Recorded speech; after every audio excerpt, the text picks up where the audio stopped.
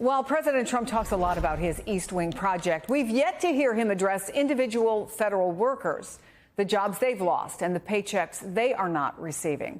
Joining us now, Mike Gillespie, furloughed information technology management specialist at the U.S. Department of Agriculture and president of Local 4016, representing USDA workers in Utah. But we should note he is speaking on his own behalf. Mike, it's good to have you on the program.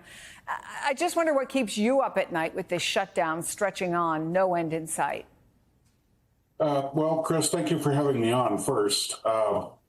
My local is across the entire country. We have people all over the country, basically wherever USDA is, one of our IT techs is there.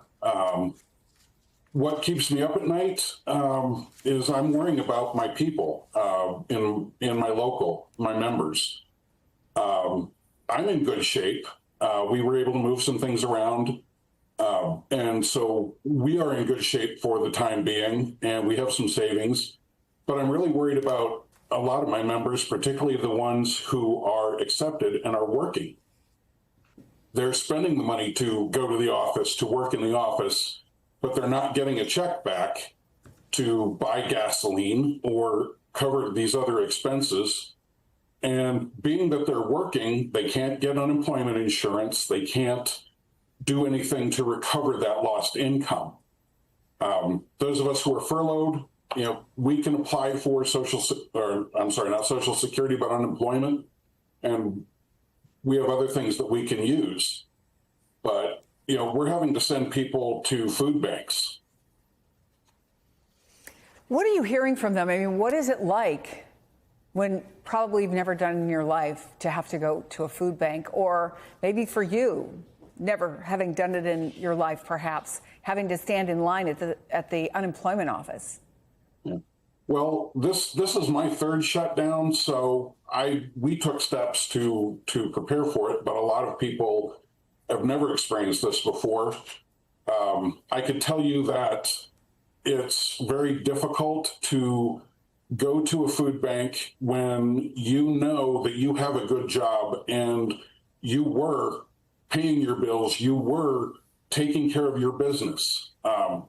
Tomorrow is the electronic funds transfer date for the first pay period under the shutdown. So there will be no money coming in for me or for any of my members or, well, anybody really.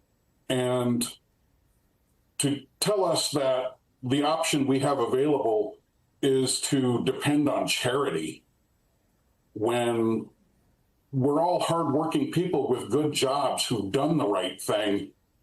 A lot of us are veterans. A lot of us are disabled veterans. And working for the government is really a great employer if you're a disabled vet. They work with you on medical care and all your other issues, where a lot of private sector employers can't or won't.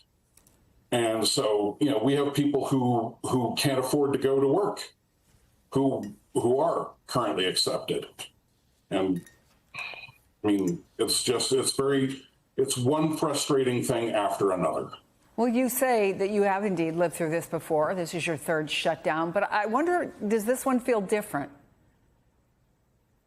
It does, in as much as we don't see any evidence at all that Congress is trying to work through this. And I'm not going to say one way or the other, casting blame as far as who should do what.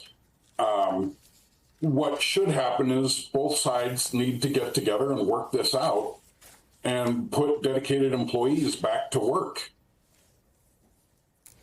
Well, I do want to say that for those of us who are sitting on the outside, I want to thank those of you who are continuing to work and helping to get the services that we need provided to us. Mike Gillespie, thank you. Appreciate your time, sir. Thank you, ma'am. Thank you for seeing me today.